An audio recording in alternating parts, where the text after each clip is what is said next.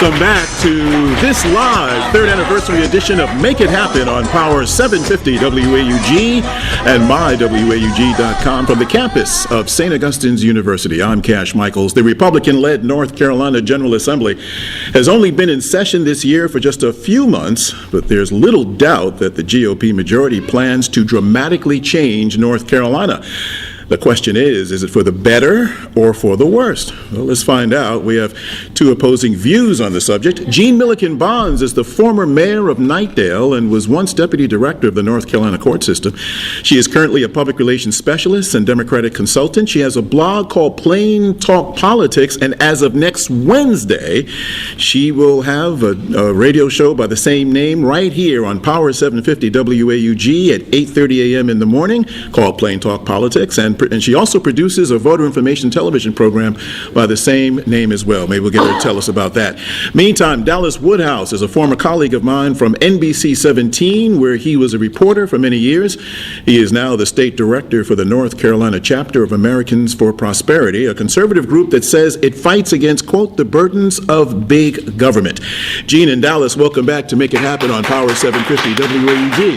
Cash, good to be with you. It's been a while since we've done something like this. It sure really has, too. I'm going to turn this down. You're going to blow my microphone apart there. I'll tell you. It's blowing out my ear already. Yeah, I'm telling you. So, Gene, you first. Given all, and I'm going to, folks pretty much know where I stand on the legislature, so I don't need to get into this. I'm going to let you two have it out here. Gene, given all that we've seen thus far from the North Carolina General Assembly this year, I'll let you tick-tock off the highlights. What is your assessment as to where they're going and why? Well, I think it's going to be interesting to see where they're going because there is a split developing in the GOP on the House side. So we just had a bill yesterday on renewable energy, which was a big battle. Dallas can weigh in on this because his group had a lot going on with it, and we had a split. We had six. Rub it in, Gene. Tell everybody lost. Yeah, I'm going to tell them how it is. 6 Republicans went with the Democrats, and it went down, and you lost. So that's what happened with that bill. So there's a split occurring over there, I think, between some moderate Republicans and some social conservatives. Now, we have tax reform yet to take shape, and we have education, and there's some significant differences in both of those issues between the Senate and the House. So I think we're just now getting into where the real battles begin, and we still have a budget today. No, Dallas, sounds like Gene's not too impressed with what the General Assembly's been doing of late. Well, I think they've done some good things. They've done some tough medicine. It is interesting to know that I deal mostly in fiscal issues, taxing and spending, school choice, regulatory stuff. I don't deal with the social policy or electoral changes. But obviously this is a conservative legislature with a lot of pent-up desire after, having been. That's called revenge, but okay. Well, you can call it revenge. They believe it's good public policy, and they were elected and they get their shot to govern. I will say this, they inherited under the Perdue and the Democrats when they came in 2011 a $3.2 billion deficit, and in 2 years have put us in a surplus, and that is something that they should be applauded for. And doing what they had to do to stabilize our budget means that this year we will probably be able to make more critical investments in education, infrastructure, and public safety than we were last time. That's absurd to credit that with the Democratic majority previously, because everyone knows that this country was hit with a recession in 2007, and we started feeling the effects, and we're still not out of that recession. I don't believe I said anything. What I said is what they inherited and what they fixed. Okay, well, that is not inheriting anything. That was a worldwide phenomenon, so that's all about timing. So you can't attribute that to a Perdue governorship or a Democratic majority from the past. Well, that's your opinion, not mine. well, Dallas, there's no question, and if you notice, I'm not pushing all the social stuff on you, even though I'd love to. But go ahead, ask me. I'll give you what I think. I don't know that I can give you all the kind of answers. We can continue on the economic, because you just talked about how they're coming in, they're doing all these things. They came in 2010 on a promise of job creation. 76 out of 100 counties in the state have unemployment greater than 10%. We are flatlining on unemployment, so I don't see jobs. I see poverty levels getting higher. North Carolina has, other than Tennessee, which has no income tax, has had more job growth than its neighbors in the last 2 years. The job growth has not reached outside of but a few counties. If 76 out of 100 have unemployment greater than 10%, some have 15 and 17% unemployment. Well, that is not creating jobs. I totally agree with you, but let's just admit it. We have a very different view on what is creating jobs. A job is when someone's in a job and they're earning a living wage and they can take care of their family. Yeah, but I mean, you also would be in favor of hiring 1,000 ditch diggers, letting them dig ditches and fill them back up. We don't believe that's creating a job. No, I wouldn't. I would be for a public works program where we could improve the infrastructure of the state and put people to work. I would favor that. What I would tell you that I believe is that if you look back, and I realize you'll disagree with this, that North Carolina was enormously competitive in its job creation climate throughout at least the 90s. When the Democrats were in control. Right, yes, absolutely. Right. Okay. Absolutely. All right. In large majority. Absolutely. And then in 2000, Mike Easley raised taxes, and then Governor Perdue never recovered, even with her own base, when she raised taxes early in 2009. Her changes in tax policy plunged North Carolina down in its business-friendly competitiveness, where we are now 44th in the country, down from about 20 to 25. We now have the 5th worst climate due to taxation regulation for business creation and entrepreneurship, and I believe it's a problem. Your conservatives are so desperate to create jobs, they gave $94 million worth of incentives for jobs in 2 areas, Raleigh and Charlotte, and gave away more than half of the fund for economic development, penalizing the other 98 counties. I hate that, quite frankly, and I think you have a good point there. That is one reason that we push for. We believe that, honestly, that everybody ought to be treated the same. And what I hope we will do is we will have expansive tax reform that does not pick winners and losers, make sure we tax less, tax fair, tax simple, make sure everybody pays their fair share and no more than that, and that everybody has skin in the game. And I hope that if we can get to a more sensible tax policy, that's an area where you and I, even if we don't agree on the tax policy, but that at least we can stop shoveling out. I mean, I am not for shoveling out money to Google or to MetLife or to any of these things. And it's an area where people on the far right and the far left tend to have a lot of agreement about this crony capitalism, and it is a problem. And it is unfair to small businesses in this community that surround this campus and everywhere else. Yeah, well, I'm not for those large incentive packages because I'm for small businesses. They're the backbone of the economy in the state. So I think we should look after them. But I think we should talk about tax reform because there's proposals in the Senate that would try to do away with corporate and personal income taxes in favor of more sales and use taxes. And then there's some differences now where they're just trying to lower the marital tax, lower the corporate tax, and level it off. So, I mean, where would you stand on those? Well, I mean, the idea of changing the tax system goes around 2 sort of basic principles, and there's a couple ways to do it. You could do through the existing income tax. You can do it through a reliance on sales taxes. But the idea, a lot of economists will tell you that the problem with an income tax, and especially progressive income tax, is the government gets the money first. And the idea of the move, what it does is it punishes and penalizing savings and investment. So the idea of moving to more of a consumption tax is to let people earn their money, get more money out of their paychecks, let it save it, grow it, and invest it, and then tax it at the point of consumption. There's a couple ways to do that. I don't believe, North Carolina has a particularly high, North Carolina tax is very different than some of our neighbors, and it goes back to the Great Depression. It's why we have an enormously high gas tax is because the state virtually takes care of all of roads. It's why we have a lot of pressure on the state when it comes to revenues because we fund the teachers and everything else. In most states, that's done by locals. So with that all said, I don't think you'll see the income tax totally going away. But I think that there is an argument to be made that we are vastly uncompetitive with our neighbors. When it comes to the corporate income tax, we are 2 full points higher than Virginia. The personal income tax is a full point higher in Virginia. We're higher in South Carolina. Of course, Tennessee has no personal income tax.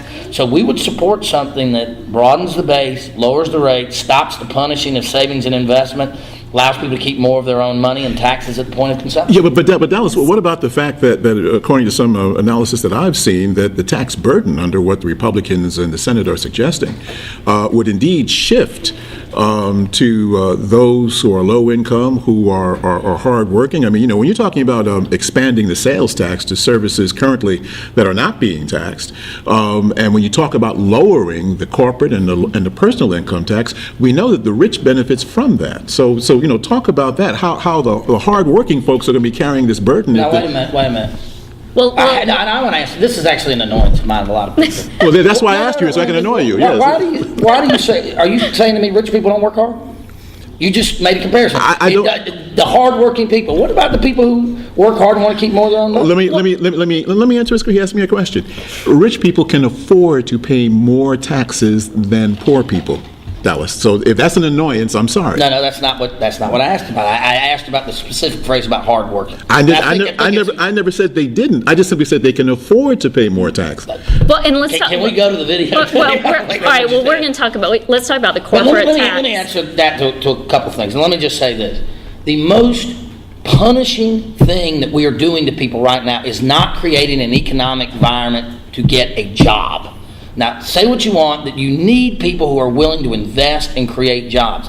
There are also things about a shift to a broader-based sales tax system that can address, what you're talking about is regressivity, and there are ways to address that. There are rebates, there are, what you could create. The conservatives took away the earned income tax credit. Well, and I think that was a good move. I do not think that people ought to get a check in the income tax system when they didn't pay something. We were against the refundability, but we're not against... That's another safety net that left, along with cutting unemployment and not doing the expansion on Medicaid. Those are safety nets for good people who find themselves in situations because of the economy. Well, I mean, this is a place that we disagree. The federal earned income tax credit was created as an alternative to raising the minimum wage. And touted by President Reagan. But wait a minute, it was an alternative to raising the minimum wage, which we did later, and which unfortunately results in a lot of young teenagers and even African American teenagers not being able to find work. And number two, the earned income tax credit was meant on the federal level to deal with the payroll tax, which you don't have on the state level. So we did support that. Let me just say something broadly, that is that you can disagree with our positions, but I thoroughly believe in, we work closely with the Upper Room Academy and the Parents for Educational Freedom in North Carolina, because we believe greatly that school choice benefits all, and it especially benefits our poorest and the kids that the Wake County school system shuffles around and doesn't educate very well. Hey. Well, I'm just that's. We're switching from taxes to education really quickly. I want to have this sort of broader conversation. Well, I wanted to have a broader conversation about reducing the corporate tax. When the corporate tax is already less than 6% of the revenues that we bring in, you lower the corporate tax, and you're hoping then that those corporations, who may also be getting incentives, and then there's a whole array of loopholes in our tax code for them. So the Googles and all get apportionment taxes and all these other things. You're lowering that, and then you're hoping they'll invest and hire people. But when there's a bad economy and they don't see the economy getting better, people and corporations tend to hold on to some of that money, and they're not hiring people. So I don't know how you can justify lowering the corporate tax and saying that it's going to make us more competitive when those other factors are in place. But you can do this. You bring up a good point about loopholes about the corporate income tax and exemptions. So what North Carolina has with the corporate income tax right now is it is sticker shock.